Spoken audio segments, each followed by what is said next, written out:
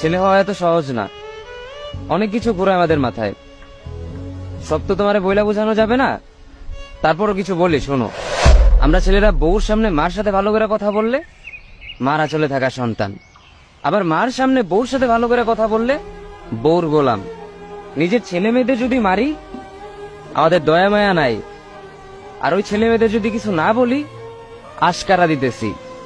নিজের বউরে দিয়া যদি জব করাই সেই ক্ষেত্রে আমি বউর কামাই খাই, আর যদি বউরে দিয়া জব না করাই আমি সন্দেহ করি।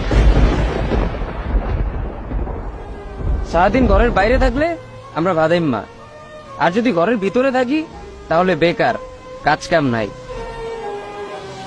আর এই তোমাদের মেয়েদের গায়ে যদি আমরা ভুলেও টাচ করি না আমরা নির্যাতক, আর যদি তোমরা মেয়েরা আমাদের গায়ে হাত তুলো আমরা কাপুরুষ। আর একটা ছেলে কি ব্যাপারে পুরো লাইফে নিজের জন্য মার ওষুধের থেকে শুরু করে বউ বাচ্চার প্রত্যেকটা শখ পালন করার দায়িত্ব একটা পুরুষের।